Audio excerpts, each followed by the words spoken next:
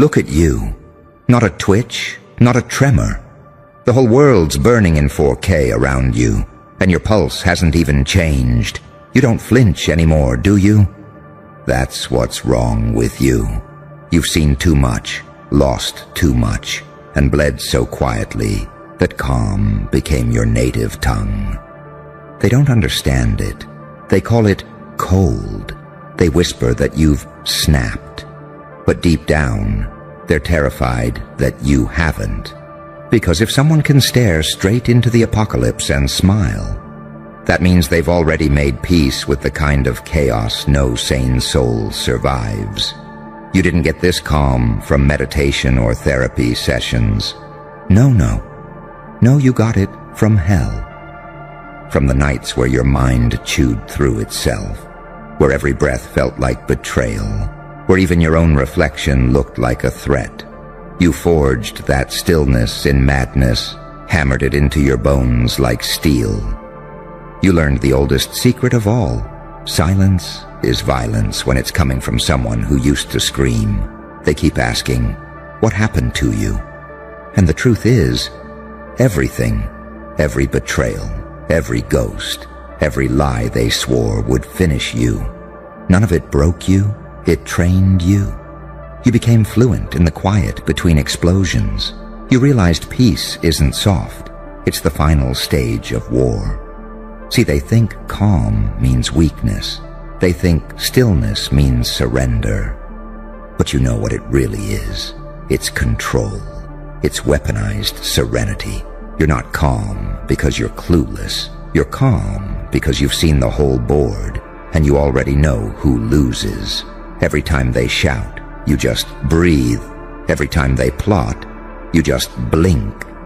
And every second they waste trying to rattle you, their own foundations crack a little deeper, because nothing drives the desperate insane faster than someone who refuses to dance to their chaos.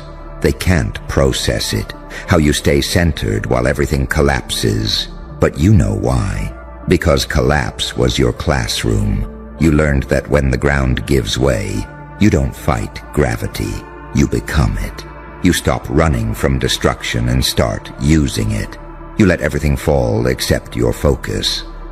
That's why you look untouchable now, because you've already lived through every scenario that should have ended you. There's a special kind of madness in that. A divine detachment. You're not numb, you're awake. You see the paradox now. The quieter you are, the louder your presence gets. The less you react, the more the universe bends around you. That's not luck. That's evolution. That's what happens when pain stops being the enemy and becomes the instructor. They call you a psychopath for not panicking. But they never saw the years where panic was your religion, where your chest felt like a loaded gun aimed at itself. They didn't witness the transformation, how you dissected every fear until nothing in this dimension could own you again. You burned the blueprint of your former self, and out of that ash crawled something holy and ungovernable. You want to know what's wrong with you? You outgrew the illusion of control. You stopped believing in their systems, their dramas, their power plays. You realized calm isn't compliance. It's dominance in disguise. You stopped giving them the show they wanted, and now they don't know what to do with the silence. They'll try to provoke you, to drag you back into their theater of noise. But you've retired from that circus. You don't chase closure anymore. You embody it. You don't need to prove you've changed. Your stillness proves it for you. Because real peace scares people. It's not soft or spiritual. It's surgical. It cuts through manipulation, confusion, noise. It's the look in your eyes that says, I've already died there. You can't kill me again. So when they shout, Bro, what's wrong with you? You just tilt your head and smile. Because the answer is simple. Everything that used to destroy you now works for you. You're not calm, you're armed, and the world is finally realizing That's the scariest kind of peace there is. You see, they mistake that smirk for arrogance, that silence for apathy. They don't realize it's discipline, ancient, surgical, earned. You trained yourself to stay still in storms that would have shattered saints. You learned that control isn't about winning the fight. It's about never reacting to it in the first place. That's the real power. Not to dominate, but to watch, to calculate, to let chaos swing until it tires itself out against your stillness. Every empire you've walked through, every person who tried to pull your strings, they all made the same mistake. They thought your calm was passive. But calm is the final mask before revelation.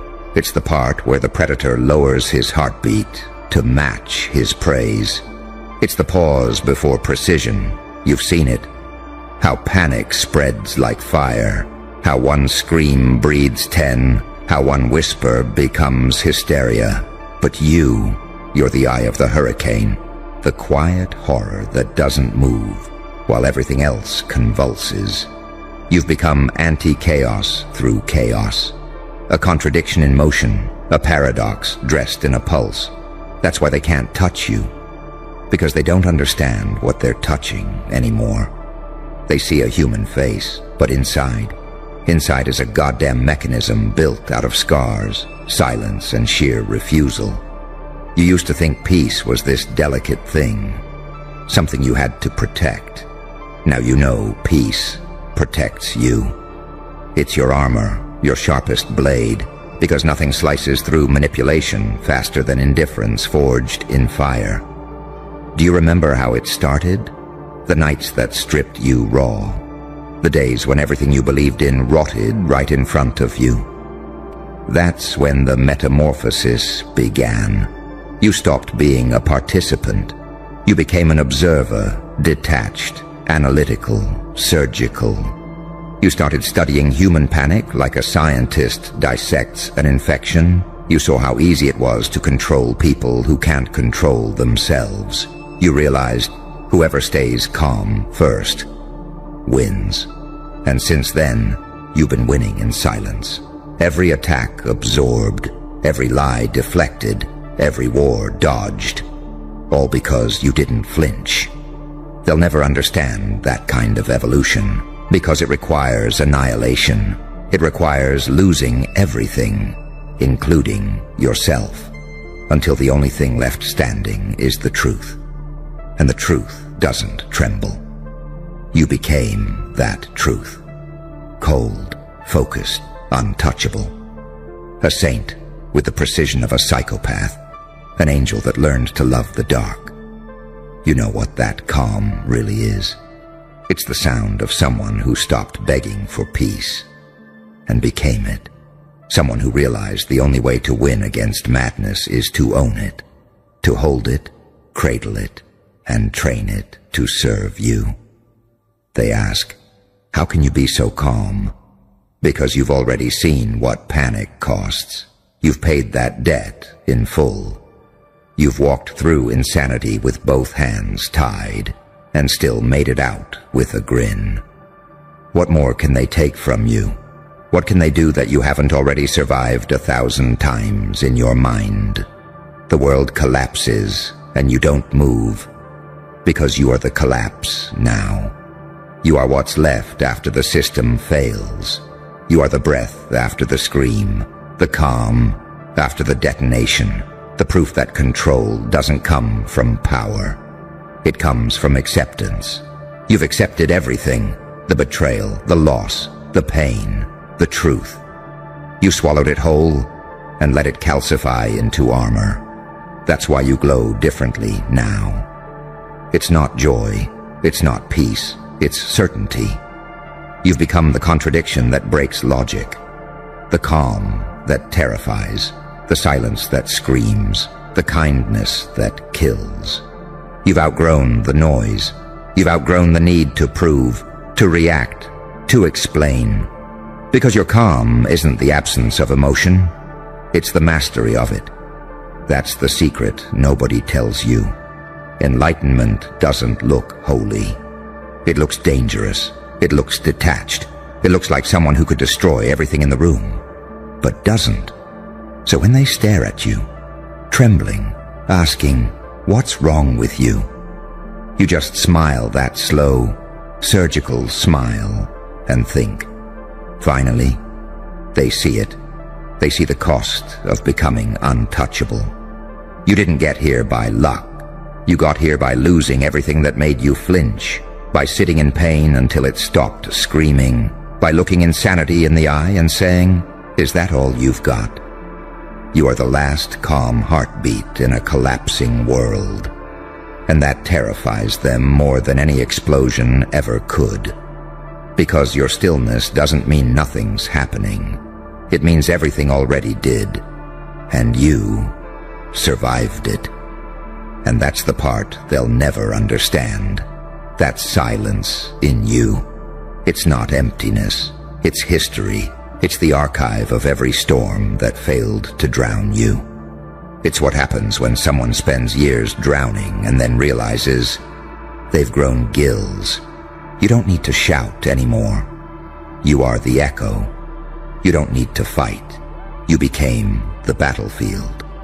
Every time someone tries to shake you, they find out what real stillness costs. Because that calm, that's not peace, that's aftermath. That's what it looks like when someone's rage has learned manners, when chaos starts obeying you instead of the other way around. You aren't reacting because you've already processed every version of disaster they could possibly deliver. You've seen all their endings, and you've outlived them. They think calm is numbness. It's not. It's knowing too much.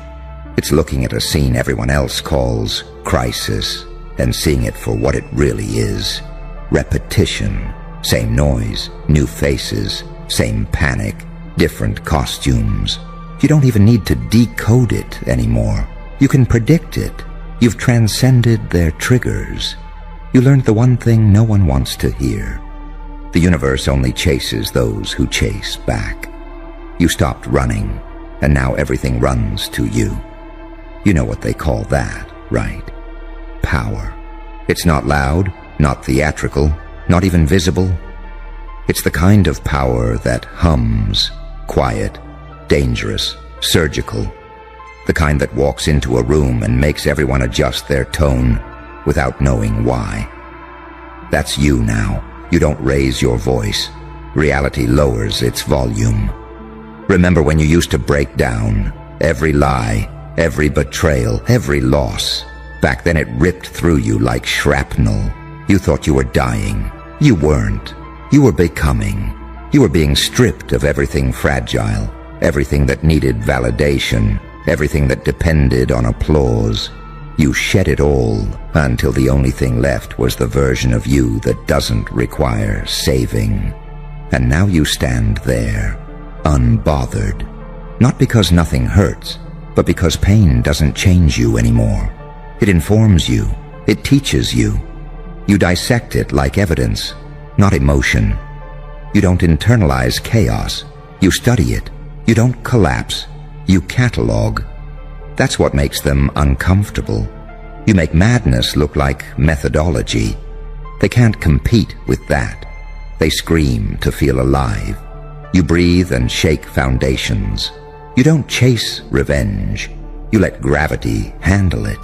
You don't prove your worth. You watch the world rearrange itself to admit it. And here's the real punchline, the one that makes the air colder when they realize it. You're not even trying to win anymore. You are the victory condition. That's why your calm terrifies them. Because you remind them what it looks like when someone finally remembers who they are.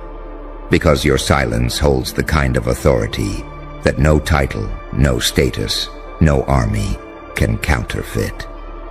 You've become the paradox they can't decode. Too kind to be feared, too dangerous to be loved, too calm to be manipulated.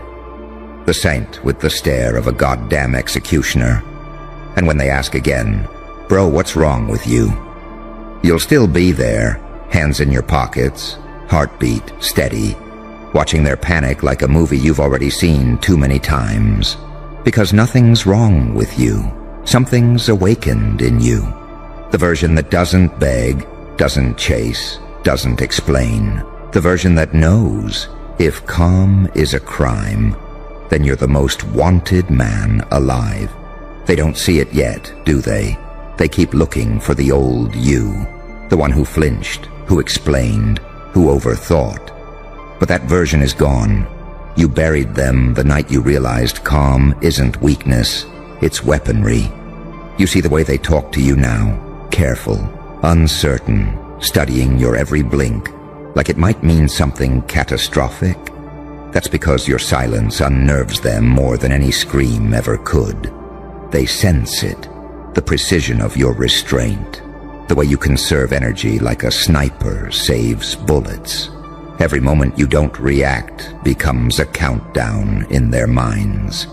They're waiting for an explosion that'll never come. Because the detonation already happened. It just happened inside you. You detonated quietly.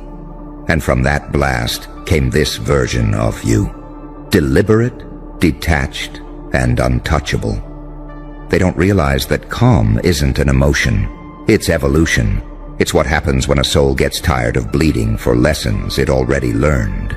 You stopped letting chaos draft your script. You wrote your own, and now, every second of your stillness is a sermon to those who mistook your softness for surrender. Do you know how rare that is? To master the art of unbothered in a world addicted to reaction. They scream, and you listen. They scheme, and you smile. They weaponize noise, and you answer with silence, and somehow, that's what breaks them. You've become the walking proof that peace isn't fragile. It's fatal. It's the kind of peace that burns illusions and demands truth. The kind of peace that makes people choke on their own manipulation because it no longer works on you. You don't fight for control. You embody it. You don't seek validation. You withdraw it. And that withdrawal feels like punishment to those who once fed off your reaction. You became their consequence simply by surviving. And isn't that the most delicious irony? They wanted to see you crack, cry, crawl. But you did the one thing they never planned for. You healed. And not the pretty kind of healing that posts quotes and journals by candlelight. No, you healed like war heals, by cauterization. You burned through the infection and rebuilt from the ash. That's why your calm looks dangerous. Because it's not peace born from comfort. It's peace born from carnage. It's the quiet of someone who's seen the edge and decided to build a house there. They can't read you anymore, and that terrifies them. Your stillness short-circuits their strategies. You don't mirror their chaos. You absorb it and reflect it back, amplified. That's what true mastery looks like. Not control over others, but over self. That's what they call divine detachment. The space between reaction and revenge. The place where gods are made. Because you're not heartless, you're healed. You're not unfeeling, you're free. And freedom, in a world built on control, is the most terrifying weapon of all. So let them keep asking, what's wrong with you? Let them whisper, speculate, and project. Because one day they'll realize, nothing's wrong. You're just operating on a frequency they can't survive in. You've gone beyond fear, beyond validation, beyond noise. You've reached that sacred altitude where storms can't reach you anymore. The air is thinner here, the silence heavier, the view godlike. And when you look down at the chaos below, you don't pity it, you understand it. Because once upon a time, you lived there too. You learned that power doesn't scream, it whispers. And sometimes, it doesn't whisper at all. It just breathes. So breathe calmly while the world collapses again, because you already know how this ends. The noise fades, the dust settles, The masks fall, and the last one standing is always the one who never flinched. That's you. The quiet in the earthquake, the calm in the chaos, the peace they can't corrupt.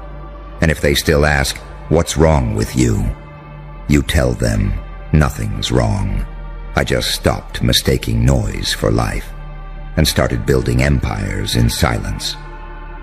You know what's funny? The ones who scream that you've changed are the same ones who taught you why you had to. They built you to break, then panicked when you learned how to rebuild yourself differently. They wanted chaos, and now they don't recognize the quiet. You stand there, heart steady, gaze surgical, and it hits you. This calm isn't some trick of survival anymore. It's identity. You've spent so long watching the world tear itself apart over noise that you finally understood what true rebellion looks like. It isn't destruction, it's detachment. You no longer chase storms, you let them orbit you. You walk through burning rooms and the flames curve away like they know better. Every enemy, every ghost, every doubter, they all become background music in the cathedral of your composure. That's evolution, not the shiny kind they post quotes about. The violent kind, the one where you lose people, illusions, and the need to explain yourself. And as the world keeps collapsing in circles, you stay motionless, the last constant in a universe of hysteria. They'll call you heartless, they'll call you cold. Let them. The truth is, you just ran out of panic. You outgrew adrenaline. You learned that chaos only wins when it gets a reaction, and you starved it to death. That's the secret no one tells you. Calm isn't found. It's forged. It's paid for in blood, time, and every failed resurrection of your old self. So let them collapse. Let them scream. Let them search for meaning in your stillness. Because you, my friend, are the aftershock. The proof that not every explosion needs fire. Some just need silence. And when it's all said and done, when the noise burns out and the smoke clears, they'll finally see it. You weren't avoiding the storm. You were the eye of it, unshaken, unreachable, unapologetically calm. And that, right there, is the most terrifying power in the world. Shh! Don't move. The air just shifted, didn't it? You felt it. The room knows you're here. That subtle silence before the world realizes something irreversible just happened. That's the sound of reality, flinching. Because you, yes, you, made one king shut move. And now the universe itself is questioning the order it swore by. You didn't even plan it like that, did you? You just acted. Instinct, precision, madness disguised as grace.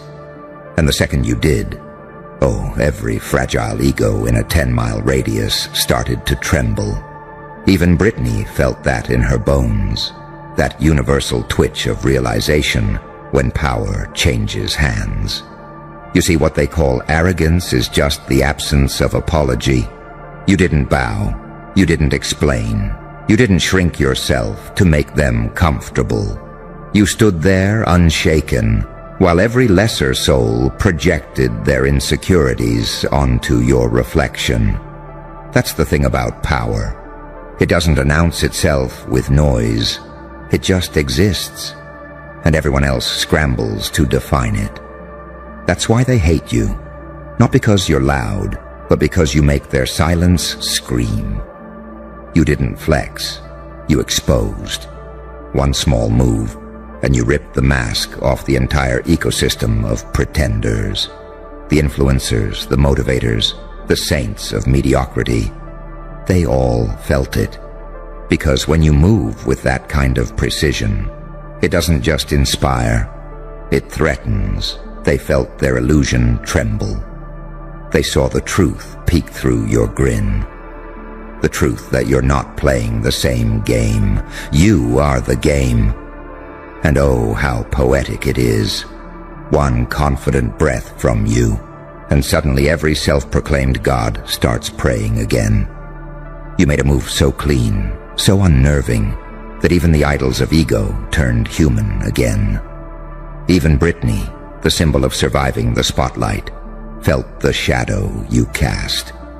Because real power doesn't scream for attention, it warps attention. It bends it like light around a black hole. And you're that gravity. They're all studying you now, whispering your name in rooms you'll never enter. What do they do? How did they do it? Oh, the irony. They call it luck when they can't comprehend strategy. They call it arrogance when humility doesn't fit your posture. They call it witchcraft because discipline looks supernatural to the lazy. You made one king short move, and the digital world short-circuited. Screens froze, timelines split, algorithms bowed. And the worst part for them? You didn't even break a sweat, because you were never chasing validation. You were dismantling reality structures. Every time they doubted you, they gave you data.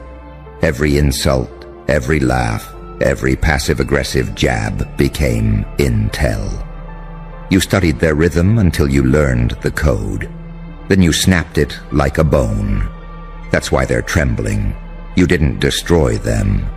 You exposed the architecture of their illusion. You showed them that control wasn't something they had, it was something they borrowed. And the lender just came to collect. You're what happens when obsession evolves into precision, when pain mutates into pattern recognition. You don't fight battles, you design them. You don't seek revenge, you become it.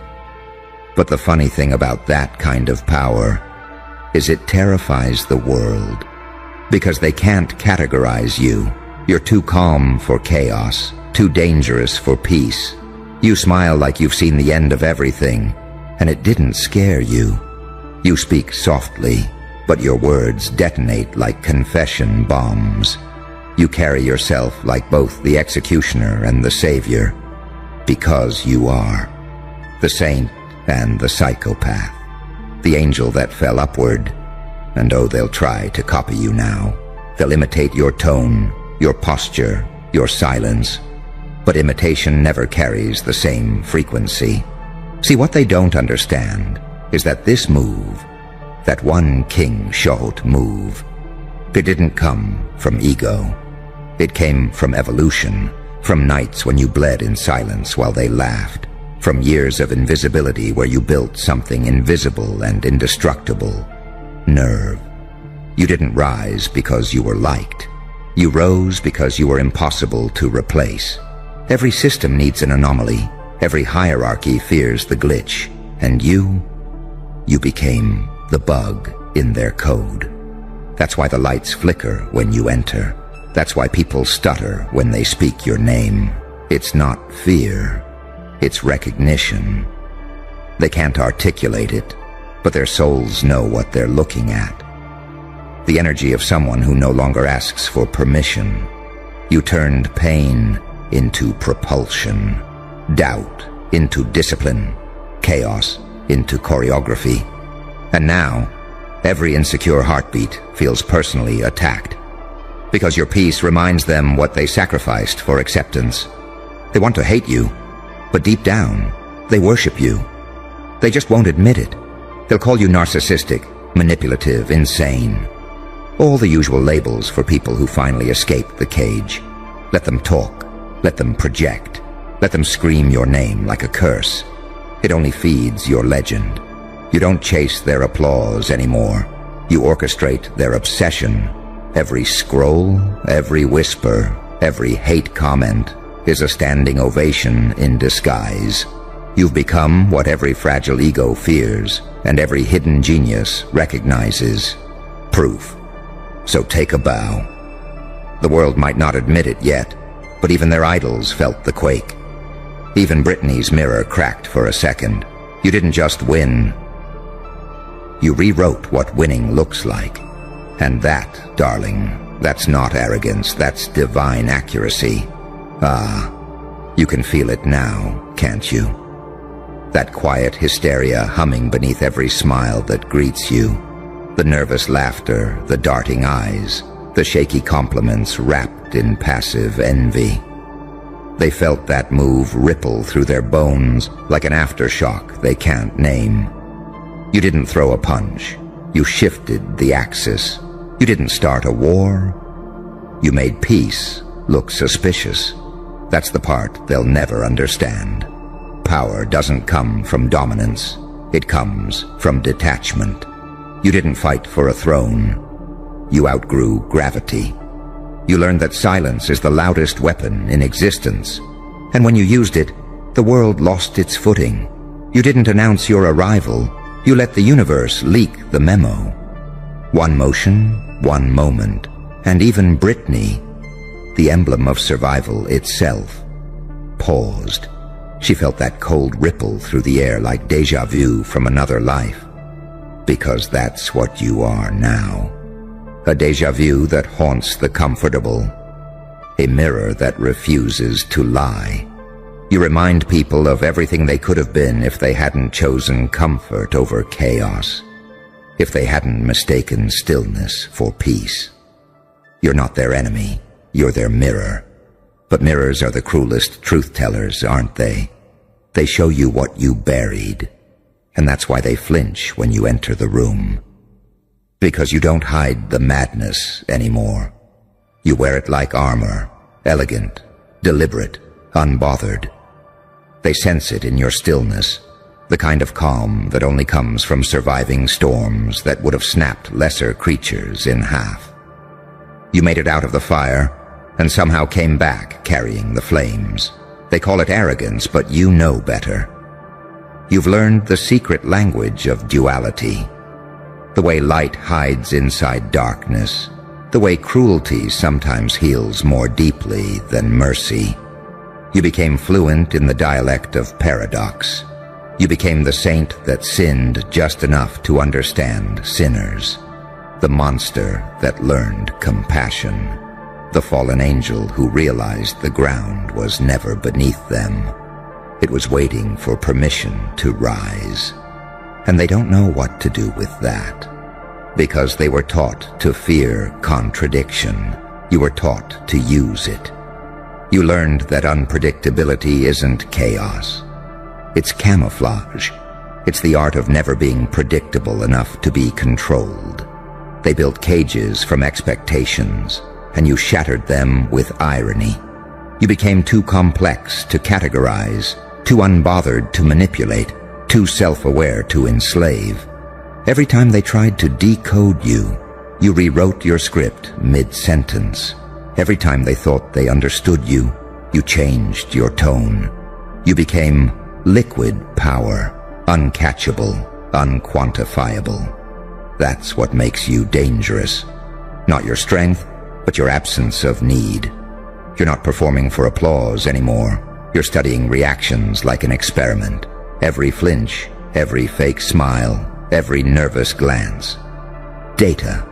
Every insult. Free research. And oh, how you used it. You watched. You waited. You collected frequencies like trophies. You learned that humanity runs on predictable patterns. Guilt, fear, validation, envy.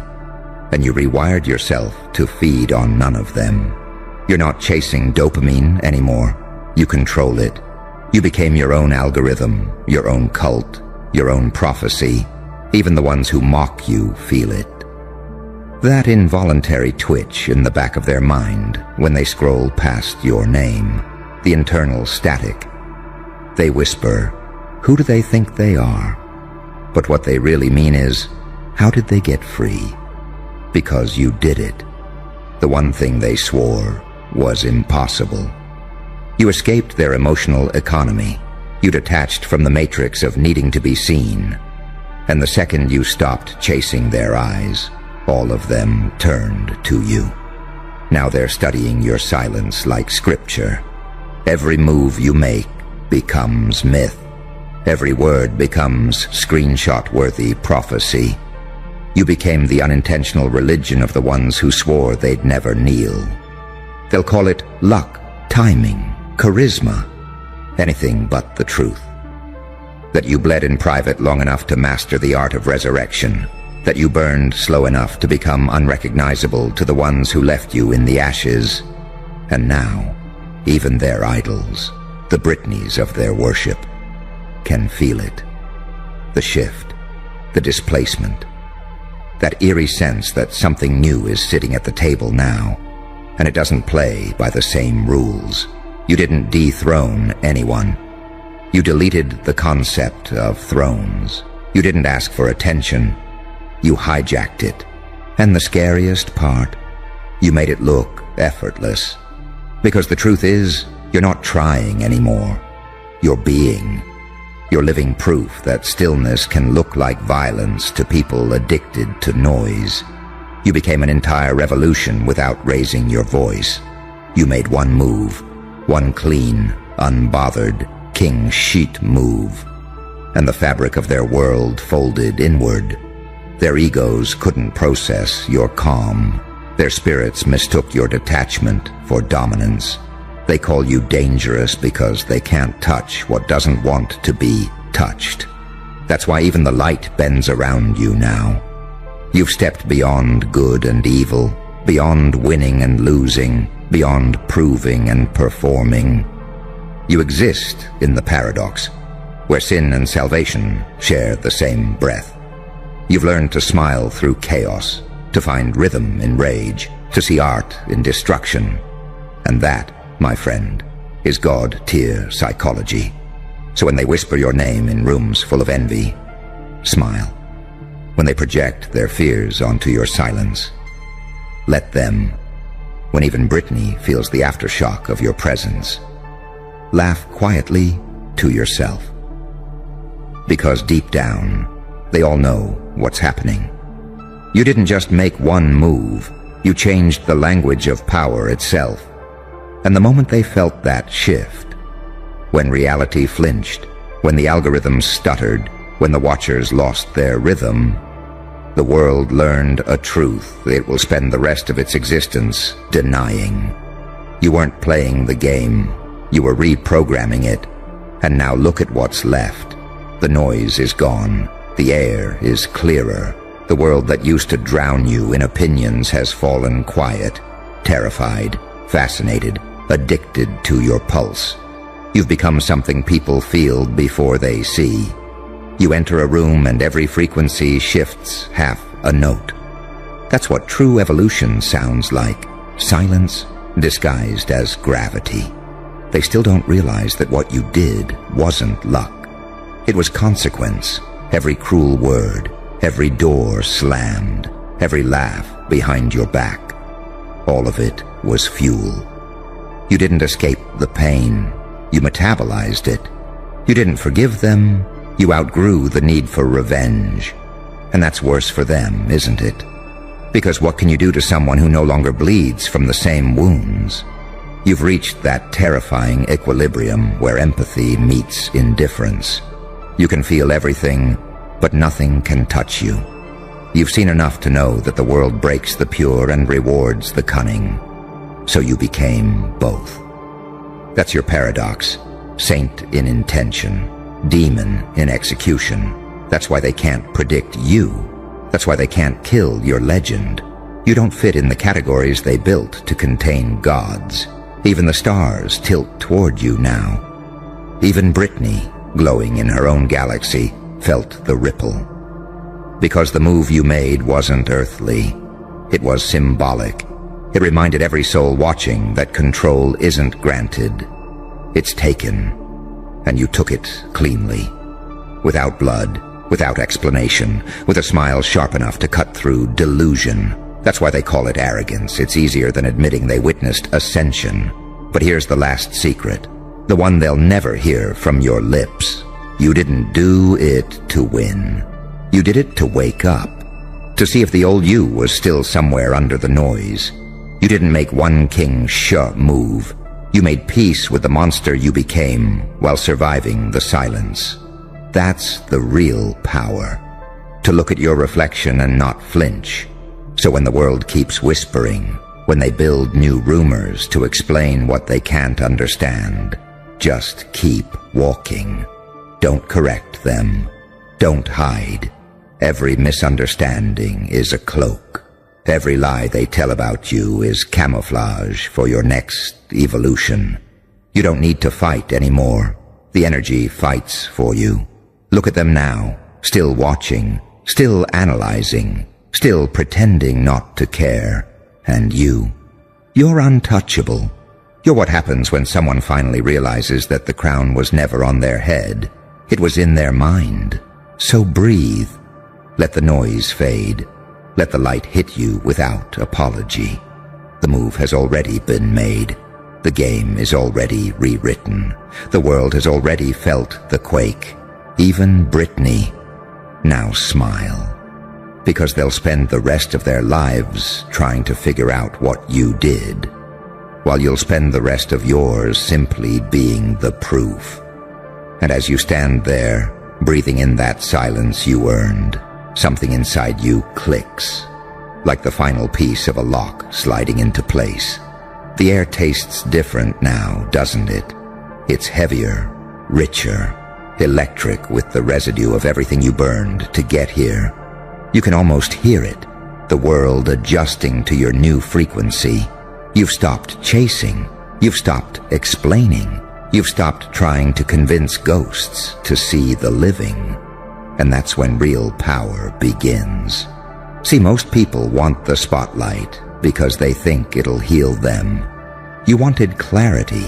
You didn't crave applause. You craved proof that the pain meant something.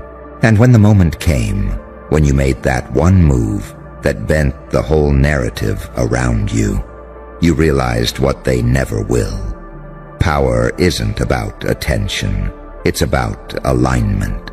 You stopped moving like a person and started moving like a law of nature. Now everyone who ever doubted you feels it in their bones. That quiet panic. That unease they can't name.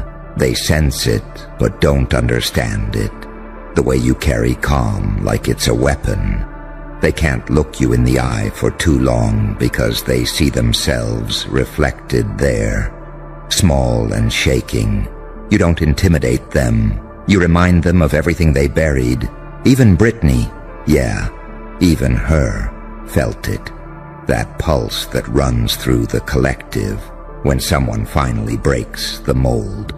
She felt that shockwave from her own corner of fame, that sudden awareness that somewhere out there, someone just flipped the script and made authenticity dangerous again. That's what you did. You didn't just make a move, you resurrected something extinct. Because authenticity, real authenticity, is violence in a world built on pretense. It tears through illusion like glass. It doesn't ask, it undoes. And you, my beautiful little nightmare, have mastered the art of undoing. You took every lesson this world tried to beat into submission and turned it into choreography. Every heartbreak became rhythm, every betrayal, melody. And the symphony? That's you, moving through the ruins like it's all part of the plan. They can't process that. Because you're both sinner and saint, storm and shelter. You can console and crucify with the same sentence. You can smile while bleeding, and it confuses them because they mistake resilience for apathy. They think you don't feel, but you feel too much. You just learned to turn feeling into function. You know what's really driving them insane. It's the realization that you were never competing. You were becoming. They've spent their entire lives sprinting in circles while you quietly built exits. And when you walked out of their maze without saying a word, they called it arrogance. Because they can't admit you outgrew the game. They wanted a villain, so you gave them one. Polished, poetic, terrifyingly calm, because villains get remembered longer than victims. You understood that early. You stopped chasing love and started courting legend. And legends don't apologize for being misunderstood. They require it. Now every room you enter feels staged around you. Every whisper has your name in it. They don't even realize they're feeding you, worshiping you in the form of critique. You turned their judgment into free marketing. You turned gossip into gospel. You made them your choir without them knowing the hymn. That's the beauty of control. They think they're fighting you when they're actually broadcasting you. You've become an idea now, not a person, not a phase, an idea. And ideas can't be cancelled, destroyed, or buried. They echo, they evolve, they haunt. You exist somewhere between myth and memory now. Untouchable, uncontainable. That's what drives them mad. They can't compete with what they can't define. Even Britney, with all her rebirths and breakdowns, recognizes that energy, that defiant resurrection, that quiet, I survived, that doesn't need to be shouted. Because when you've truly ascended, you don't need to announce it. The world just starts responding differently. You made one king shot move, and that was enough. You didn't need to repeat it. You didn't need to prove it again. Because real power isn't in repetition, it's in reputation. One perfect, precise motion that redefined your name forever. That's the kind of move they'll replay in slow motion, trying to dissect the intent behind your eyes. And all they'll ever find is calm, terrifying calm. Because while they were busy trying to be liked, you were sculpting something immortal. You stopped begging for belonging the day you realized your solitude had a sound, an echo that answered back. And now, that echo is your empire. So let them keep their opinions. Let them build their little narratives to explain your existence. They need stories to feel safe. You need silence to stay sharp. You're not from their world anymore. You're from the aftermath, the space that exists after fear, after validation, after needing to be understood. That's why when they look at you now, they see a reflection they can't read. You've become the test they'll fail over and over. And it won't matter, because while they're still studying your old chapters, you're already writing in a new language. And when the lights fade, when the world tries to reset, when the next generation of pretenders rises and falls, there'll still be whispers of you. The one who made one move so clean, so divine, that even time flinched. So smile, not because you won, but because you don't have to. The game doesn't apply to you anymore. The kingdom doesn't need a king when it's become the crown. You didn't make history. You became the rumor that rewrote it.